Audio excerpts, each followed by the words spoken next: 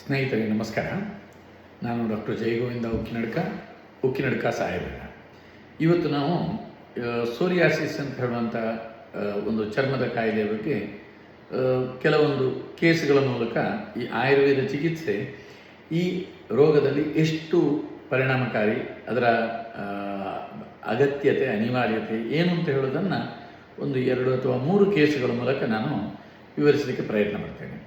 ಪ್ರಪ್ರಥಮವಾಗಿ ಒಂದು ಪ್ರಾರಂಭದಲ್ಲಿ ಬಹಳ ವರ್ಷಗಳ ಹಿಂದೆ ಒಂದು 7ನೇ ಕ್ಲಾಸ್ನಲ್ಲಿದ್ದ ಸಾಮಾನ್ಯ 13 ವರ್ಷದ ಒಬ್ಬಳು ಹುಡುಗಿ ತಾಯಿ ಜೊತೆಯಲ್ಲಿ ಚಿಕಿತ್ಸೆಗೆ ಬರ್ತಾಳೆ. ಅವಳಿಗೆ ಇಡೀ ಮುಖದಲ್ಲಿ, ಶರೀರದಲ್ಲೆಲ್ಲ ಈ ಸೋರಿಯಾಸಿಸ್ನ ಲೀಷನ್ಸ್ ಇರ್ತವೆ. ಅವರು ಆಧುನಿಕ ಚಿಕಿತ್ಸೆ, ಇತರ ಚಿಕಿತ್ಸೆಗಳನ್ನೆಲ್ಲ ಮಾಡಿ ಅಲ್ಲಿ ಬಂದಿರ್ತಾರೆ. ಅವರಿಗೆ ಆಧುನಿಕ ಚಿಕಿತ್ಸೆಯಿಂದ ಪ್ರಯೋಜನ ವಿಶೇಷ ಆಗಿರೋದಿಲ್ಲ. ಸ್ಟಿರಾಯ್ಡ್ಗಳನ್ನು ಕಂಟಿನ್ಯೂಸ್ ಕೊಡೋದ್ರಿಂದ ಅವರಿಗೆ ತೊಂದರೆ ಆದ್ದರಿಂದ ಅದನ್ನು ಕೂಡ ಕಂಟಿನ್ಯೂ ಮಾಡಲಿಕ್ಕೆ ಆಗಲಿಲ್ಲ. ಹಾಗಾಗಿ ಅವರು ಅನಿವಾರ್ಯವಾಗಿ ಆಯುರ್ವೇದ ಚಿಕಿತ್ಸೆಗೆ ಬರ್ತಾರೆ. ಇಲ್ಲಿ ಬರುವಾಗಲೇ ಆ ಪುಟ್ಟ ಹುಡುಗಿಗೆ ಪ್ರಾರಂಭ ಆಗಿ ಒಂದು ಸಾಮಾನ್ಯ 1.5 ವರ್ಷದಿಂದಲೂ ಜಾಸ್ತಿ ಸಮಯ ಆಗಿತ್ತು. ಹಾಗಾಗಿ ತಾಯಿ ಮಗಳು ಬಂದು ಚಿಕಿತ್ಸೆಯನ್ನು ಪ್ರಾರಂಭ ಮಾಡ್ತಾಳೆ. ಸಣ್ಣ ಮಗು, ಹುಡುಗಿ, ಪುಟ್ಟ ಹುಡುಗಿ. ಆ ವಯಸ್ಸಲ್ಲಿ ಮುಖದಲ್ಲಿ ಲೀಷನ್ ಬರುವಾಗ ಆ ಹುಡುಗಿಗೆ ಕ್ಲಾಸ್ನಲ್ಲಿ ನನಗೆ ಬಹಳ ತೊಂದರೆ ಆಗ್ತದೆ, ಸೌಂದರ್ಯದ ಬಗ್ಗೆ, ಬೇರೆಯವರು ಏನು ಎಂದುಕೊಳ್ತಾರೋ ಈ ರೀತಿ ಮಾನಸಿಕ ಹಿಂಸೆ ಬೇರೆ. ಸೊ ಈ ರೀತಿಯಲ್ಲಿ ಬಹಳ ನರಳಾಡ್ತಾ ಇದ್ದ ಹುಡುಗಿಯನ್ನು ಕೌನ್ಸೆಲಿಂಗ್ ಕೊಡ್ತಾ ಹಾಗೂ ಈ ಸೋರಿಯಾಸಿಸ್ಸಿಗೆ ಇಫೆಕ್ಟಿವ್ ಚಿಕಿತ್ಸೆಯನ್ನು, ಕಹಿಯಾದ ಕಷಾಯಗಳು, ಮಾತ್ರೆಗಳು, ಇದನ್ನೆಲ್ಲ ಕೆಲವು ವರ್ಷಗಳನ್ನು ತಗೊಂಡವು. ಸಾಧಾರಣ ಒಂದು ತಗೊಳ್ತಾ PUC ಎಲ್ಲ ಬರುವಾಗ ಆ ಲೀಷನ್ಸ್ ಬರುವಂಥದ್ದು ಬಹಳ ಕಡಿಮೆ ಆಯಿತು. ಮತ್ತು ಕೆಲವು ಸಮಯ ಚಿಕಿತ್ಸೆಯನ್ನು ಬಿಟ್ಟರು. 2-3 ವರ್ಷ ಬಹುಶಃ ಸಮಸ್ಯೆ ವಿಶೇಷ ಇರಲಿಲ್ಲ. 2-3 ವರ್ಷದ ಚಿಕಿತ್ಸೆಯ ನಂತರ ಪುನಃ ಸ್ವಲ್ಪ ಜಾಸ್ತಿ ಆಯಿತು. ಪುನಃ ಚಿಕಿತ್ಸೆಯನ್ನು ಪ್ರಾರಂಭ ಮಾಡುವಾಗ ಆವಾಗ ಹುಡುಗಿ ಸ್ವಲ್ಪ ಮೆಚೂರ್ ಆಗಿದ್ಲು. ಹಾಗಾಗಿ ಚಿಕಿತ್ಸೆಯ ಜೊತೆಯಲ್ಲಿ ಪಂಚಕರ್ಮ ಚಿಕಿತ್ಸೆ ನಮ್ಮಲ್ಲಿ ಒಂದು ಸಿದ್ಧಾಂತ. ಈ ಪಂಚಕರ್ಮ ಚಿಕಿತ್ಸೆ ಅಂದರೆ, ಈಗ ಸಾಧಾರಣ ನಾವು ಈ ಕಂಪ್ಯೂಟರ್ನಲ್ಲಿ ಕೆಲಸ ಮಾಡ್ತಾ ಅದರಲ್ಲಿ ಕ್ಲಸ್ಟರ್ಗಳು ಸೇರ್ತಾ ಹೋಗ್ತವೆ, ಸ್ಲೋ ಆಗ್ತದೆ ಇಂಟರ್ನೆಟ್, ಅದರ ಸಿಸ್ಟಮ್ಗಳು ಸರಿಯಾಗಿ ಕೆಲಸ ಮಾಡೋದಿಲ್ಲ. ಆವಾಗ ಅದಕ್ಕೊಂದು ಆ್ಯಂಟಿವೈರಸ್ ಹಾಕಿ ಅದನ್ನು ಕ್ಲೀನ್ ಮಾಡೋದು, ಮತ್ತೊಂದು ರೀಸ್ಟಾರ್ಟ್ ಮಾಡಿದರೆ ಅದು ಸಿಸ್ಟಮ್ ರಿಫ್ರೆಶ್ ಆಗಿಬಿಡ್ತದೆ, ಮೊದಲಿನಂತೆ ಫಾಸ್ಟ್ ಆಗ್ತದೆ. ಅದೇ ರೀತಿಯಲ್ಲಿ ಈ ಪಂಚಕರ್ಮ ಏನು ಮಾಡ್ತದೆ ಅಂದರೆ, ಶರೀರದ ಈ ಮೆಟಬಾಲಿಕ್ ಸಿಸ್ಟಮ್ ಏನಿದೆಯೋ ಅದು ಈ ಟಾಕ್ಸಿನ್ಸ್ ಶರೀರದಲ್ಲಿ ಅದು ಸೇರ್ತಾ ಹೋಗ್ತದೆ. ನಮ್ಮ ಶರೀರದಲ್ಲಿ ಅದನ್ನು ಸಹಜವಾಗಿ ತೆಗಿಲಿಕ್ಕೆ ನಮ್ಮ ಮಲಗಳು, ಮೂತ್ರದ ಮೂಲಕ ತುಂಬ ಟಾಕ್ಸಿನ್ಗಳು, ಲಿವರು ತುಂಬ ನಮ್ಮ ಶರೀರದಲ್ಲಿರುವಂಥ ಟಾಕ್ಸಿನ್ಗಳನ್ನು ಡಿಟಾಕ್ಸಿಫೈ ಮಾಡುವಂಥದ್ದು. ಲಿವರ್ ದೊಡ್ಡ ಒಂದು ಡಿಟಾಕ್ಸಿಫೈಯಿಂಗ್ ಇದು. ಹಾಗೆ ನಾವು ತಗೊಳ್ಳುವಂಥ ಆ್ಯಂಟಿ ಆಕ್ಸಿಡೆಂಟ್ ಫುಡ್ಗಳು, ಒಳ್ಳೆಯ ಆಹಾರಗಳು, ಒಳ್ಳೆಯ ಫೈಟೋಕೆಮಿಕಲ್ಸ್, ಹಾಗೆ ಒಳ್ಳೆಯ ನ್ಯೂಟ್ರಿಷನ್ನಿಂದ ಕೂಡಿದಂತಹ ಒಳ್ಳೆಯ ಆಹಾರ, ಇದೆಲ್ಲ ನಮ್ಮ ಶರೀರವನ್ನು ಸಹಜವಾಗಿ ಡಿಟಾಕ್ಸ್ ಮಾಡ್ತದೆ. ನಿರಂತರ ನಿಯಮಿತವಾದಂತಹ ವ್ಯಾಯಾಮ ಇದೆಲ್ಲ ಇದಕ್ಕೆ ಪೂರಕ. ಅದರೊಟ್ಟಿಗೆ ಒಳ್ಳೆಯ ನಿದ್ದೆ, ಒಂದು 6-8 ಗಂಟೆಯ ನಿದ್ದೆ ಇದೆ ಅಂದರೆ ಅದು ಒಳ್ಳೆಯ ಒಂದು ಡಿಟಾಕ್ಸ್ ಸಿಸ್ಟಮ್ ಸಹಜವಾಗಿ ನಮ್ಮ ಶರೀರದಲ್ಲಿ ಇರುವಂಥದ್ದು. ಇದರಿಂದ ಜಾಸ್ತಿ ಈ ಜೆನೆಟಿಕ್ ಕಾಸಿಂದಲೋ ಅಥವಾ ಯಾವುದಾದ್ರೂ ಬೇರೆ ನಮ್ಮ ಮಲ್ಟಿಫ್ಯಾಕ್ಟೋರಿಯಲ್ ಪರಿಸರ, ನಮ್ಮ ಇತ್ಯಾದಿ ಎಲ್ಲ ಕಾರಣಗಳು ಒಟ್ಟುಗೂಡಿದಾಗ ಈ ರೋಗಗಳು ಬಂದಾಗ ನಮ್ಮ ಶರೀರದಲ್ಲಿ ನಿರಂತರ ಈ ಟಾಕ್ಸಿನ್ಸ್ ಉತ್ಪತ್ತಿ ಆಗ್ತಾ ಇರ್ತದೆ. ಅದನ್ನು ನಾವು ಸಾಮದೋಷ ಅಂತ ಹೇಳ್ತೇವೆ ಆಯುರ್ವೇದದಲ್ಲಿ. ಅದು ಇಮ್ಯೂನ್ ಸಿಸ್ಟಮ್ನ ಮೂಲಕ ಇರ್ಬೋದು, ಕೆಲವೊಂದು ಎಕ್ಸ್ಟರ್ನಲ್ ಟ್ರಿಗರ್, ಇಂಟರ್ನಲ್ ಟ್ರಿಗರಿಂದ ಆಗ್ತಾ ಇರ್ಬೋದು. ಹಾಗೆ ಇದನ್ನು ತಡೀಲಿಕ್ಕೆ, ನಿರಂತರ ಅದನ್ನು ತೆಗಿಲಿಕ್ಕೆ ನಮ್ಮ ಶರೀರದಲ್ಲಿ ಈ ಆ್ಯಂಟಿ ಆಕ್ಸಿಡೆಂಟ್ ಪ್ರಕ್ರಿಯೆಗಳು ಮತ್ತು ಶರೀರದಿಂದ ಟಾಕ್ಸಿನ್ಸನ್ನು ತೆಗೆಯುವಂಥ ಪ್ರಕ್ರಿಯೆಗಳು, ಹಾಗೆ ಶರೀರವನ್ನು ಈ ಟ್ರಿಗ್ಗರ್ಗಳಿಗೆ ರೆಸ್ಪಾಂಡ್ ಆಗುವಂತಹ ಪ್ರಕ್ರಿಯೆಯನ್ನು ತಡೆಯುವಂಥದ್ದು, ಅದನ್ನು ನಾವು ಚಿಕಿತ್ಸೆ ಅಂತ ಹೇಳ್ತೇವೆ. ಈ ಪಂಚಕರ್ಮ ಚಿಕಿತ್ಸೆ ಮಾಡಿದಾಗ ಏನಾಗ್ತದೆ ಅಂತ ಹೇಳಿದರೆ, ನಮ್ಮ ಸಿಸ್ಟಮ್ ಒಮ್ಮೆ ರಿಫ್ರೆಶ್ ಆಗ್ತದೆ. ಹಾಗೆ ಈ ಟ್ರಿಗ್ಗರ್ಗಳಿಗೆಲ್ಲ ರೆಸ್ಪಾನ್ಸ್ ಆಗುವಂಥದ್ದು ಒಂದು ಸ್ವಲ್ಪ ಸಮಯಗಳಿಗೆ ಅದು ತುಂಬ ಕಡಿಮೆ ಆಗಿರ್ತದೆ. ಹಾಗೆ ನಾವು ಈ ಪಂಚಕರ್ಮವನ್ನು ಪದೇ ಕೊಡ್ತಾ ನಮ್ಮ ಈ ಏನು ಸೋರಿಯಾಸಿಸ್ಸಿಗೆ ಇಂಟರ್ನಲ್ಲಿ ಔಷಧಿಗಳು ಹಚ್ಚಲಿಕ್ಕೆ ಕೆಲವೊಂದು ಎಣ್ಣೆ ಮತ್ತು ಕ್ರೀಮ್ಗಳನ್ನು ಏನು ಕೊಡ್ತೇವೋ ಇದನ್ನು ನಿರಂತರ ಮಾಡ್ತಾ ಮಧ್ಯೆ ಪಂಚಕರ್ಮ ವರ್ಷಕ್ಕೆ 1 ಅಥವಾ 2 ಬಾರಿ ಪಂಚಕರ್ಮ ಚಿಕಿತ್ಸೆ. ಇದರಲ್ಲಿ ಮುಖ್ಯವಾಗಿ ವಮನ, ವಿರೇಚನ ಮತ್ತು ಬಸ್ತಿ ಅಗತ್ಯ ಇದ್ದರೆ ನಸ್ಯವನ್ನು ಕೊಡ್ತೇವೆ. ಇದನ್ನು ನಾವು ಕ್ರಮತಃ ಶೋಧನ ಅಂತ ಹೇಳ್ತೇವೆ.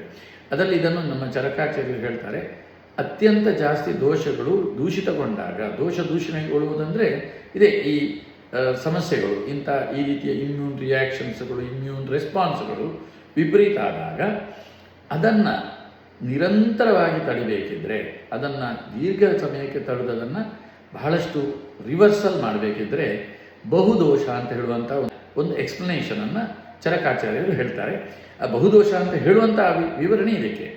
ಆ ರೀತಿಯಲ್ಲಿ ಅದು ಜಾಸ್ತಿ ಇದ್ದಾಗ ಪುನಃ ಪುನಃ ಶೋಧನವನ್ನು ಮಾಡಬೇಕು. ಶೋಧನ ಅಂತ ಹೇಳಿದರೆ ಇಲ್ಲಿ ಪಂಚಕರ್ಮ ಚಿಕಿತ್ಸೆಗಳು, ಅದನ್ನು ಪುನಃ ಪುನಃ ಮಾಡಬೇಕು. ಅದಕ್ಕೆ ವೃದ್ಧಗಂಗಾಧರ ಅಂತ ಹೇಳುವನು ಹೇಳ್ತಾರೆ, ಪುನಃ ಪುನಃ ಶೋಧನವನ್ನು ವ್ಯಾಖ್ಯೆ ಕೂಡ ಮಾಡ್ತಾರೆ.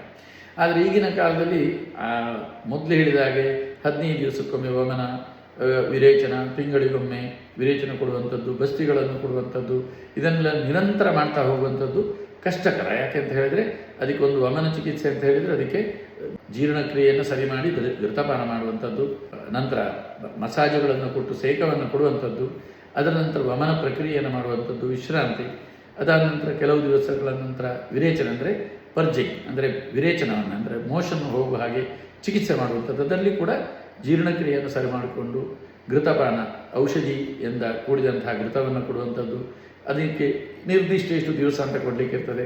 ಅದರ ನಂತರ ವಿರೇಚನ ಚಿಕಿತ್ಸೆಯನ್ನು ಮಾಡುವಂಥದ್ದು, ಅದರ ನಂತರ ಕೆಲವೊಂದು ದಿವಸದ ಅದಕ್ಕೆ ಮಾಡುವಂತಹ ರೆಜಿಮೆನ್ಗಳು, ಈ ರೀತಿ ಇದೆಲ್ಲ ಸ್ವಲ್ಪ 5, 7, 10, 12 ದಿವಸಗಳನ್ನೆಲ್ಲ ತೆಗೊಳ್ಳುವಂಥ ಚಿಕಿತ್ಸೆಗಳು. ಅಷ್ಟು ದಿವಸ ಅಡ್ಮಿಟ್ ಆಗಬೇಕಾಗಿ ಅವಶ್ಯಕತೆ ಇಲ್ಲದಿದ್ದರೂ ಇನ್ನು ಹೊಸಾಗಿರಬೇಕು. ಎಷ್ಟೋ ಜನ ಈ ಪಂಚಕರ್ಮವನ್ನು ನಿತ್ಯ ಕೆಲಸವನ್ನು ಮಾಡ್ತಾರೆ, ಅದು ತಪ್ಪು. ಆ ರೀತಿ ಮಾಡಿದರೆ ಅದರಿಂದ ಪ್ರಯೋಜನ ಸಿಗುವಷ್ಟು ಸಿಗಲಿಕ್ಕೆ ಸಾಧ್ಯ ಇಲ್ಲ.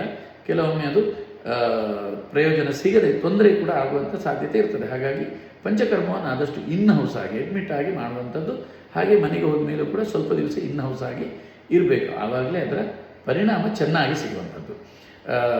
ಹಾಗಾಗಿ ನಾವು ಯಾವಾಗಲೂ ಈ ಪಂಚಕರ್ಮವನ್ನು ಮಾಡುವಾಗ ಈ ರೀತಿ ಮಾಡಲಿಕ್ಕೆ ಸಾಧ್ಯ ಇರುವವರಿಗೆ ಮಾತ್ರ ರೆಕಮೆಂಡ್ ಮಾಡ್ತೇವೆ. ಇಲ್ಲದಿದ್ದರೆ ಚಿಕಿತ್ಸೆಯನ್ನು ಮಾತ್ರ ತಗೊಳ್ಳಿ, ಈ ರೀತಿಯಲ್ಲಿ ಪಂಚಕರ್ಮ ತಗೊಳ್ಬೇಡಿ ಅಂತಲೇ ನಾವು ಹೇಳೋದು ಜಾಸ್ತಿ. ಹಾಗಾಗಿ ಈ ಸೋರಿಯಾಸಿಸ್ ಅತ್ಯಂತ ತೀವ್ರತರವಾಗಿದ್ದಾಗ ನಾವು ಈ ಪುನಃ ಪುನಃ ಶೋಧನೆ ಮಾಡುವಂಥ ಕಾನ್ಸೆಪ್ಟನ್ನು ಪೇಷಂಟ್ಗಳಿಗೆ ಹೇಳ್ತೇವೆ, ಅದನ್ನು ಮಾಡ್ತಾರೆ. ಈ ಹುಡುಗಿ ನಂತರ ಪುನಃ ಜಾಸ್ತಿ ಆದಾಗ ನಂತರ 3 ವರ್ಷ ಈ ರೀತಿಯಲ್ಲಿ ಚಿಕಿತ್ಸೆಯನ್ನು ಮಾಡ್ತಾಳೆ. ನಂತರ ಅವಳ ಬಿಕಾಮ್ ಇತ್ಯಾದಿಗಳನ್ನು ಕಲಿತು ಅವಳೊಂದು ಉದ್ಯೋಗವನ್ನು ಪಡಿತಾಳೆ.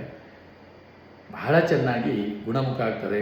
ಗುಣಮುಖ ಆಗಿ ಆ ಹುಡುಗಿಯ 6, 7ನೇ 8ನೇ ಕ್ಲಾಸು ಈ ಸ್ಟ್ಯಾಂಡರ್ಡಲ್ಲಿ ಆ ತರಗತಿಯಲ್ಲಿದ್ದಾಗ ಆ ಹುಡುಗಿಯ ಮನಸ್ಥಿತಿ ಮತ್ತು ಈಗಲೂ ಅವಳು ಬರ್ತಾಳೆ ಇಲ್ಲಿಗೆ. ಈಗ ಚಿಕಿತ್ಸೆಗೆ ಬರುವುದಲ್ಲ, ಏನಾದರೂ ಇದ್ದಾಗ ಬಹಳ ಸಂತೋಷದಲ್ಲಿ ಮಾತಾಡಿ ಹೋಗ್ತಾಳೆ. ಇಲ್ಲಿ ನಮ್ಮ ಪಕ್ಕದ ಊರಿನವರು. ಈಗ ಮದುವೆ ಆಗಿ ಅವಳು ಮೈಸೂರಿನಲ್ಲಿ ರಾಷ್ಟ್ರೀಕೃತ ಬ್ಯಾಂಕಲ್ಲಿ ವೃತ್ತಿಯಲ್ಲಿದ್ದಾಳೆ. ಮದುವೆ ಆಗಿದೆ. ಬಹಳ ಆರೋಗ್ಯದಲ್ಲಿ ಆ ಹುಡುಗಿ ಇವತ್ತು ಇದ್ದಾಳೆ. ಸೊ ಹಾಗಾಗಿ ಇವತ್ತು ಯಾವ ಚಿಕಿತ್ಸೆಯೂ ಇಲ್ಲ, ಬಹಳ ಆರಾಮದಲ್ಲಿ ಅವಳ ಜೀವನವನ್ನು ಬ್ಯಾಂಕಿಗೆ ಹೋಗ್ತಾ ಕುಟುಂಬವನ್ನು ನೋಡ್ತಾ ಕಳೀತಾ ಇದ್ದಾಳೆ. ಸೊ ಈ ರೀತಿಯಲ್ಲಿ ಆಯುರ್ವೇದದಲ್ಲಿ ಚಿಕಿತ್ಸೆಯಲ್ಲಿ ಬದಲಾವಣೆಗಳು ಬರ್ತವೆ. ಹಾಗೆ ಇನ್ನೊಬ್ಬರು ಶಿರಸಿ ಮೂಲದವರು, ಅವರಿಗೂ ಕೂಡ ಹಾಗೆ ವಿಪರೀತ ಹಲವು ವರ್ಷಗಳಿಂದ ಸೋರಿಯಾಸಿಸ್ನ ಸಮಸ್ಯೆ ಇತ್ತು. ಸ್ವಲ್ಪ ಸಮಯ ಪಂಚಕರ್ಮಕ್ಕೆ ಬರಲಿಕ್ಕೆ ಆಗಲಿಲ್ಲ, ಅವರಿಗೆ ಔಷಧಿಗಳನ್ನು ತಗೊಳ್ತಾರೆ. ಸಿಂಪ್ಟಮ್ಯಾಟಿಕಲಿ ತುಂಬ ಇಂಪ್ರೂವ್ಮೆಂಟ್ ಸಿಗ್ತದೆ. ಆದರೆ ಸೋರಿಯಾಸಿಸ್ ಬಹಳ ದೀರ್ಘಕಾಲಿಕ ಕಾಯಿಲೆ. ಅದನ್ನು ತುಂಬ 3, 4, 5, 6 ವರ್ಷಗಳ ಚಿಕಿತ್ಸೆ ಮಾಡಿದರೆ ಕೆಲವೊಮ್ಮೆ 3, 5, 10, 15 ವರ್ಷದವರೆಗಿನ ಸೈಲೆಂಟ್ ಪೀರಿಯಡ್ ರೆಮಿಷನ್ ಪೀರಿಯಡ್ ಅಂತ ಹೇಳ್ತೇವೆ. ಅವರಿಗೆ ಅದರಿಂದ ಯಾವುದೇ ರೀತಿಯ ಹೆಚ್ಚಾಗದ ರೀತಿಯಲ್ಲಿ ಗುಣ ಸಿಗ್ಬೋದು. ಎಲ್ರಿಗೂ ಸಿಗಬೇಕು ಅಂತಿಲ್ಲ, ಬಟ್ ಅದು ಕೆಲವರಿಗೆ 2-3 ವರ್ಷದಲ್ಲಿ, ಉದಾಹರಣೆಗೆ ಯಾವುದಾದ್ರೂ ಒಂದು ಸ್ಟ್ರೆಪ್ಟೋಕಾಕಲ್ ಇನ್ಫೆಕ್ಷನ್ ಆಯಿತು, ಕೆಲವೊಂದು ಇನ್ಫೆಕ್ಷನ್ಗಳು, ಕೆಲವೊಂದು ಟ್ರಿಗರ್ಗಳು ಆದಾಗ ನಾವು ಔಷಧಿ ಕೊಟ್ಟು ಎಷ್ಟೇ ರಿಮಿಷನ್ ಇರಲಿ ಅದು ಕೆಲವೊಮ್ಮೆ ಸಡನ್ನಾಗಿ ಟ್ರಿಗರ್ ಆಗ್ಬೋದು. ಆವಾಗ ಪುನಃ ಆ್ಯಕ್ಟಿವ್ ಟ್ರೀಟ್ಮೆಂಟ್ ಬೇಕಾಗ್ತದೆ. ಹಾಗೆ ಕೆಲವೊಮ್ಮೆ 5, 7, 10, 15 ವರ್ಷದವರೆಗಿನ ರೆಮಿಷನ್ ಪೀರಿಯಡ್. ನಾನು ಹಾಗೆ ಹೇಳಿದೆ, ಆ ಹುಡುಗಿ ಇವತ್ತು ರೆಮಿಷನ್ ಪೀರಿಯಡಲ್ಲಿದ್ದಾಳೆ. ಹಲವು ವರ್ಷಗಳಿಂದ ಚಿಕಿತ್ಸೆಯಲ್ಲೇ ಇಲ್ಲ, ಆದರೆ ಬಂದು ಹೋಗ್ತಾ ಇದ್ದಾಳೆ, ಬಹಳ ಚೆನ್ನಾಗಿದ್ದಾಳೆ. ಆ ರೀತಿಯ ರೆಮಿಷನ್ ಪೀರಿಯಡ್ ಸಿಗ್ತದೆ. ಸೊ ಈ ರೀತಿಯಲ್ಲಿ ಈ ಶಿರಸಿ ಮೂಲದ ಅವರು ಪೇಷಂಟ್ ಬಂದರು. ಸಾಮಾನ್ಯ 2014, 15, 16 ಚಿಕಿತ್ಸೆಯನ್ನು ಮಾಡಿ ಅವರು ಕೆಲವು ವರ್ಷಗಳ ರೆಮಿಷನ್ನಲ್ಲಿದ್ದರು. ಇವತ್ತು ನನಗೆ ಸೋರಿಯಾಸಿಸ್ ಬಗ್ಗೆ ಮಾತನಾಡಬೇಕು ಅಂತ ಅನಿಸಿದ್ದು. ಇವತ್ತು ಅವರು ಫೋನ್ ಮಾಡಿದರು, ಈ ವರ್ಷ ನನಗೆ ಬಹಳ ಚಳಿ ಇತ್ತು, ಸ್ವಲ್ಪ ಜಾಸ್ತಿ ಆಗಿದೆ ಡಾಕ್ಟ್ರೇ, ನನಗೆ ಪಂಚಕರ್ಮಕ್ಕೆ ಬರಬೇಕು, ನನಗೆ ಘೃತವನ್ನು ಕಳಿಸಿಕೊಡಿ, ನಾನು 3 ದಿವಸ ಇಲ್ಲಿ ತಗೊಳ್ತೇನೆ ಮತ್ತು ನಿಮ್ಮಲ್ಲಿ ಬಂದು ಅಡ್ಮಿಟ್ ಆಗ್ತೇನೆ, ಮಾಡಬೇಕು, ನನಗೆ ಔಷಧಿಯು ನಾನು ಮಾಡ್ತೇನೆ ಅಂತೇಳಿ ಇವತ್ತು ಫೋನ್ ಮಾಡಿದರು. ಹಾಗಾಗಿ ನನಗೆ ಇವತ್ತು ಇದೇ ವಿಷಯ ಮಾತನಾಡೋದು ನೆನಪಾಯಿತು.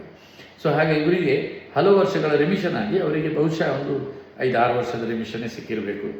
ಈಗ ವಿಪರೀತ ಚಳಿ ವರ್ಷ ಅವರಿಗೆ ಯಾವುದೋ ಒಂದು ಕಾರಣಕ್ಕೆ ಟ್ರಿಗರ್ ಆಗಿದೆ ಅದು. ಸೊ ಹಾಗೆ ಇಷ್ಟು ವರ್ಷಗಳ ರಿಮಿಷನ್ಗಳು ಆಯುರ್ವೇದ ಚಿಕಿತ್ಸೆಯಲ್ಲಿ, ರಿಮಿಷನ್ ಅಂದರೆ ಮಧ್ಯದಲ್ಲಿ ವಿಶೇಷ ಏನು ತೊಂದರೆಗಳು ಇರೋದಿಲ್ಲ, ಎಲ್ಲಿಯಾದರೂ ಒಂದು ಸಣ್ಣ ಪುಟ್ಟ 1-2 ಲೀಷನ್ ಬಂದರೂ ಅದು ಅಲ್ಲಿಗೆ ಸ್ವಲ್ಪ ಎಣ್ಣೆಯನ್ನು, ಕೇವಲ ತೆಂಗಿನ ಎಣ್ಣೆಯನ್ನು ಹಚ್ಚಿ ಹೋಗೋದು ಇದೆ ಎಷ್ಟೋ ಸಲ, ಅಥವಾ ಕೆಲವು ಮೆಡಿಕೇಟೆಡ್ ಆಯಿಲ್ಗಳನ್ನು ಹಚ್ಚಿ ಅದು ಹೋಗಿಬಿಡ್ತದೆ ಅಲ್ಲಿಗೆ, ಕೆಲವರಿಗೆ ಬರುವುದೇ ಇಲ್ಲ ಆ ರಿಮಿಷನ್ ಪೀರಿಯಡಲ್ಲಿ.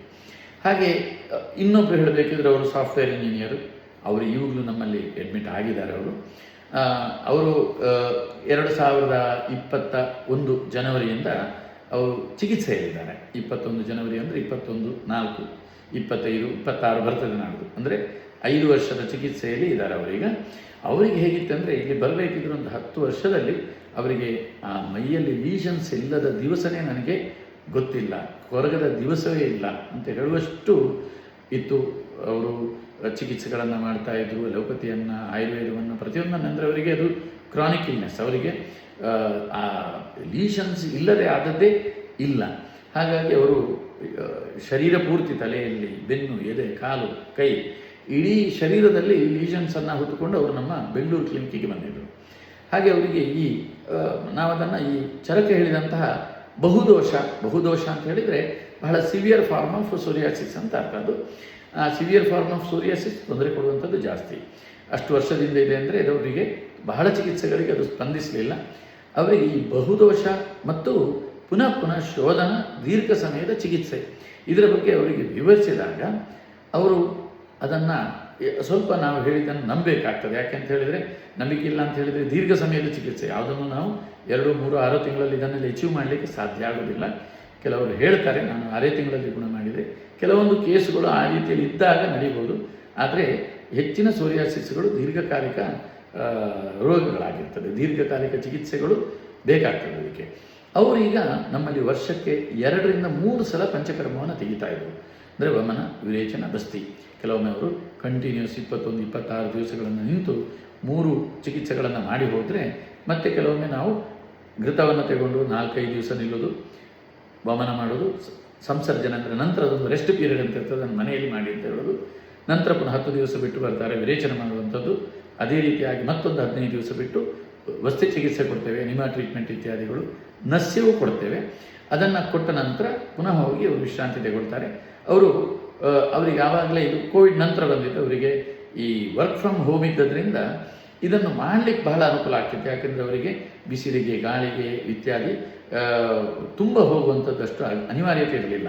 ಸ್ವಲ್ಪ ಬಿಸಿಲಿಗೆ ಹೋಗುವಂಥದ್ದು ಸೋರಿಯಾಸಿಸ್ನಲ್ಲಿ ಒಳ್ಳೆಯದಾದರೂ ನಾವು ಪಂಚಕರ್ಮ ಮಾಡಿದ ಕೂಡಲೇ ವಾತಾತಪ, ತುಂಬ ಈ ಗಾಳಿಗಳಲ್ಲಿ ಪೋಲನ್ಸ್, ಎಲರ್ಜೆನ್ಸ್ ಎಲ್ಲ ಇರ್ತದೆ. ಹಾಗಾಗಿ ವಿಪರೀತ ಗಾಳಿಗೆ, ವಿಪರೀತ ಬಿಸಿಲಿಗೆ ಹೋಗಬಾರ್ದು ಅಂತ ಲೆಕ್ಕ, ಸ್ವಲ್ಪ ಹೋಗೋದಕ್ಕೆ ಏನಾಗಲಿಲ್ಲ. ಸೊ ಇದನ್ನೆಲ್ಲ ಮಾಡಲಿಕ್ಕೆ ಅವರಿಗೆ ಅನುಕೂಲ ಆಯಿತು. ಸೊ ಹಾಗಾಗಿ ಅವರು ನಿರಂತರ ಈ ಪಂಚಕರ್ಮ ಚಿಕಿತ್ಸೆಗಳು, ಔಷಧಿಗಳನ್ನು ಮಾಡಿ ಅವರಿಗೆ ಈಗ ಹೇಗೆ ಅಂತ ಹೇಳಿದರೆ, ನನಗೆ ಆ ಲೀಷನ್ಸ್ ಇಲ್ಲ ಅಂತ ಮರ್ತಿದ್ದೇನೆ ಅಂತ ಹೇಳಿದವರು ವರ್ಷಕ್ಕೆ ಬಹುಶಃ ಒಂದು 6 ತಿಂಗಳು ಅವರ ಮೈಯಲ್ಲಿ ಲೀಷನ್ಸ್ ಇರೋದಿಲ್ಲ. ಈಗ ಟ್ರಿಗರ್ ಆಗ್ತದೆ. ಈಗ ಚಳಿಗಾಲದಲ್ಲಿ ಪುನಃ ಜಾಸ್ತಿಯಾಗಿ ಬಂದಿದ್ದಾರೆ, ಆದರೆ ಇಡೀ ತಲೆ, ಕೈ, ಹೊಟ್ಟೆ, ಬೆನ್ನು, ಕಾಲಲ್ಲೆಲ್ಲ ಲೀಷನ್ಸ್ ಬರ್ತಿದ್ದವರು ಈ ಸಲ ಕೇವಲ ಎದೆ ಮತ್ತು ಸ್ವಲ್ಪ ಬೆನ್ನಿನಲ್ಲಿ ಲೀಷನ್ಸ್, ಕಾಲಿನಲ್ಲಿ ಸಣ್ಣ ಸಣ್ಣ ಲೀಷನ್ಸ್, ಕೈಯಲ್ಲಿ ವಿಶೇಷ ಇಲ್ಲವೇ ಇಲ್ಲ. ಸೊ ಆ ರೀತಿಯವರು ಹೇಳೋದಿದೆ, ನಾನು ಈ ರೀತಿ ನನ್ನ ಕೈ ಕಾಲನ್ನು ನೋಡದೆ ಎಷ್ಟೋ ವರ್ಷಗಳಾಯಿತು. ನನಗೆ ಇದು ಖುಷಿ ಆಗ್ತದೆ. ಯಾಕೆಂತ ಹೇಳಿದರೆ ಒಬ್ಬ ರೋಗಿಗೆ ಆ ರೀತಿಯ ಪ್ರಯೋಜನ ಆಗಿದೆ. ಬಹಳ ಕಠಿಣ ದೀರ್ಘಕಾಲಿಕ ಇದರಲ್ಲಿ ನಾವೇನೋ ಹೇಳಿದ್ದನ್ನು ಅವರು ಚಾಚು ಚಪ್ಪಲೆ ಮಾಡಿದ್ದಾರೆ. ಅವರು ಅಷ್ಟು ಕಷ್ಟಪಟ್ಟಿದ್ದಾರೆ ಅವರು ಕೂಡ. ಯಾಕೆಂದರೆ ಈ ಪಂಚಕರ್ಮ ಚಿಕಿತ್ಸೆಗಳನ್ನು ಹಾಗೆ ತಗೊಳ್ಬೇಕಿದ್ರೆ ಅವರು ಇನ್ಶೂರೆನ್ಸ್ ಇದ್ದರಿಂದ ಅವರಿಗೆ ಖರ್ಚಿನ ತೊಂದರೆ ಇರಲಿಲ್ಲ. ಖರ್ಚು ಅವರಿಗೆ ಇನ್ಶೂರೆನ್ಸಿಂದ ಸಿಗುತ್ತೆ. ಆದರೆ ಅದನ್ನು ಪಾಲನೆ ಮಾಡೋದು, ನಮ್ಮ ಪಥ್ಯಗಳನ್ನು ಪಾಲನೆ ಮಾಡೋದು, ಪಥ್ಯಗಳಿರ್ತದೆ, ಕೆಲವೊಂದು ಆಹಾರಗಳನ್ನು, ಕೆಲವೊಂದು ಚಟುವಟಿಕೆಗಳನ್ನೆಲ್ಲ ನಾವು ನಿಷೇಧ ಮಾಡ್ತೇವೆ, ಅದನ್ನೆಲ್ಲ ಅವಾಯ್ಡ್ ಮಾಡಬೇಕಾಗ್ತದೆ.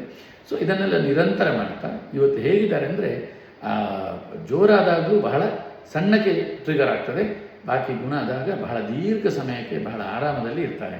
ಸೊ ಇದೀಗ ಅವರಿಗೆ 4-5 ವರ್ಷಗಳು ಆಗ್ತಾ ಬಂತು. ಇನ್ನೂ ಬಹುಶಃ ಅವರಿಗೆ 1-2 ವರ್ಷ ಚಿಕಿತ್ಸೆ ಮಾಡಿದರೆ ಅವರಿಗೆ 4, 3, 5, 7, 10, 15 ವರ್ಷದ ರೆಮಿಷನ್ ಪೀರಿಯಡ್ ಸಿಗಬಹುದು. ಸೊ ಈ ರೀತಿ ಇದು ನಮ್ಮ ಅನುಭವ. ಹೀಗೆ ಹಲವು ರೋಗಿಗಳು ನಮ್ಮಲ್ಲಿದ್ದಾರೆ. ಈ 3 ರೋಗಿಗಳು ಯಾಕೆ ನೆನಪಾಯಿತು ಅಂದರೆ, ಅವಳ ಪುಟ್ಟ ಹುಡುಗಿ ನನಗೆ ಇವತ್ತು ನೆನಪಿದೆ.